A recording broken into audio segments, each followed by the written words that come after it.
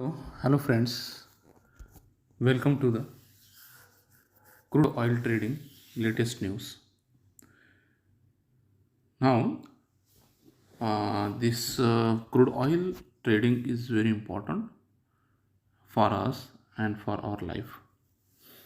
We will see energy and precious metals, weekly review and outlook. Okay, so we will learn about crude oil trading, how to get the advantage and edge over other traders from this news. You can get some fundamental aspects of crude oil instinct in your mind, so that tomorrow on Monday we will trade crude oil with happily and nicely. Now let's see. This article is given by Bharani Krishnan, investing.com. Markets tend to overcorrect on the way down and overreach on the way up. A 2% drop in crude oil prices on China's COVID lockdowns can be surprising, even Beijing's relative overzealousness in dealing with the pandemic when the rest of the world had moved from it. Okay. Likewise, Friday's 5% rally in oil, driven apparently by talk that China is easing its so-called COVID zero policy. Is it really? Okay. So guys, start trading crude oil. Now, each time I hear speculation of Beijing backpedaling on its COVID policy, I am reminded of John Kilduff short take on Chinese lockdowns, which, despite its seemingly flippancy, is as accurate as any long McKinsey perspectives on the matter. You will hear today that China is reopening, only to hear next week that they are reclosing. Kildup, a founding partner of New York energy hedge fund Again Capital, told me. I laughed then and still laugh at how right he was about people who take the Chinese government too seriously. I'm inclined to believe the oil rally on Friday was in response to news that the group of seven nations, along with Australia, had finally agreed to set a fixed price for Russian oil. This had been a compromise to finding a floating rate, which has been nigh impossible for our opponents of the plan. Now, Vladimir Putin, who has weaponized Russian energy in every form except by name, has threatened to withhold oil from countries that participate in the G7 plan, which simply intend to limit Moscow's ability to fund the Ukraine war without throttling global crude supplies. Fears of the Kremlin's reprisal to the G7 plan had been one of the key elements that had put a floor under oil for months now, preventing it from sliding below $80 a barrel during even the summer sell-off in crude. The expectation that the Fed could still resort to a rate pivot despite countless back and forth on this was another factor cited for oil's upside on Friday. US jobs numbers overshot forecast again in October, but the hedge funds that typically send the dollar rallying on that chose this time to hammer the greenback, handling a win to oil and the rest of the commodities complex. To lend credence to the speculation of a Fed pivot, several policymakers at the central bank were talking Friday about smaller rate hikes than the aggressive regime advocated by Chairman Jerome Powell just 2 days before at his all important news conference that follows the monthly decision on rates.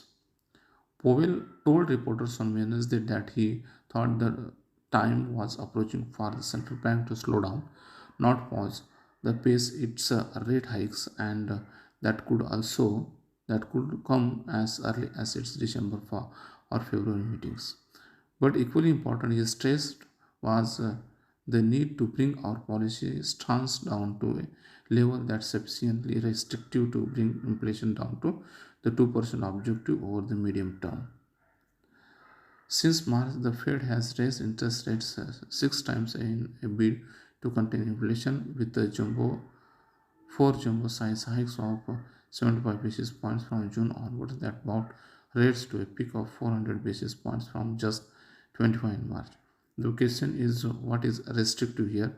Chicago Fed President Charles even suggested on Friday that even a 50 basis point hike could be a deterrent versus the 75 basis points that policymakers have become accustomed to. From here out rate hikes, it's not front loading anymore. Even said, even with smaller rate hikes, there is ample rooms to tighten monetary policy. The Fed's target for inflation is just 2% per annum, but the Consumer Price Index or CPI has been expanding 4 times faster, growing to 8.2% during the year to September after a 40-year peak of 9.1% in the 12 months to June. Evans' remarks suggested that he wanted rate hikes to be less intense, even if it meant a longer road to getting inflation of the Fed's way. Chicago Fed chief made clear that he supported the 75 basis point like imposed for November, but he added if inflation reports are not favorable and the Fed still wants to hike expeditiously, you can do 50 pp's repeatedly.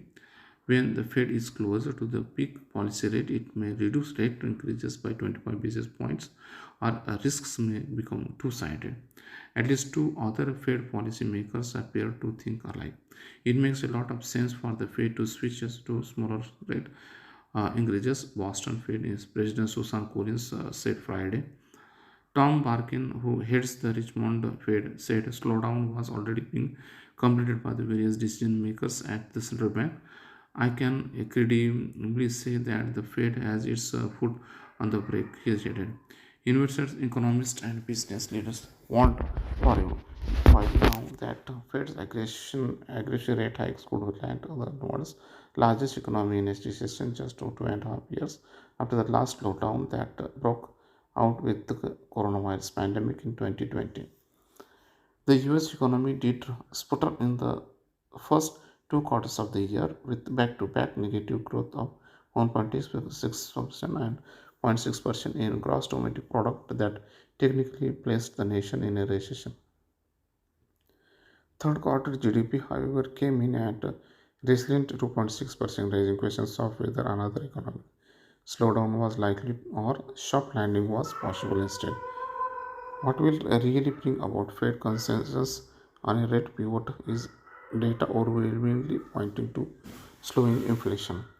For that, the October update of the CPI due next Thursday will be another scorcher for prices. If it is, then the Fed pivot is as believable as the China reopenings, oil, market settlement, and activity. Futures of New York traded WTI, West Texas Intermediate, and London traded Brent closed up 5% Friday as oil bulls found their rhythm after being stymied for days over news of COVID lockdowns in top oil importing nation China. Both crude and benchmarks had also slumped on Thursday in a belated reaction to the Federal's reserves renewed pledge from the day earlier to keep raising interest rates to curb inflation at 4 decade high. The Fed stance then had driven the dollar index, which pits the greenback against the euro, yen, pound, Canadian dollar, Swedish krona, and Swiss franc to a 3 week high of 113.035 on Thursday. But on Friday, the dollar index dropped to below 111 at one point, despite the United States adding 261,000 jobs last month in its October non-farm payroll reports, almost 35% more than 195,000 anticipated by economists. Ed Moya, analyst at online trading platform on Noida, noted that non-farm payrolls report was mostly hot with a strong headline number, upward revisions, and further wage growth, yet the dollar is getting crushed here. If the dollar continues to slide here, oil strength could be relentless, Moya added. WTI final trade up at $2.60 on Friday after officially settling a session a penny higher at 92.61, up $4.44 or 5% from Thursday. The session high was $92.81, marking a 9-week high after the US crude benchmark reached $90 this week for the first time since October 21. For the week, WTI rose 5.4%. Brent last traded at $98.75 after officially settling at $97.61, up $3 or 3% per barrel. The global crude benchmark hit a session high of $98.74. Its weekly gain was about 2%. Friday's oil rally was further fueled by the fears of Kremlin's reprisal to the G7 plan to cap the selling price of Russian oil in order to limit Moscow's ability to fund its invasion of Ukraine without throttling global supplies. Russian President Vladimir Putin has threatened in the past not to deal with countries that participate in G7 plan or to suspend crude exports together in retaliation against the scheme. Okay, now we'll see oil WTI outlook. WTI's action remains well supported by 100-day SMA of $88.60 with a scaling towards the 200-day SMA of $97.70.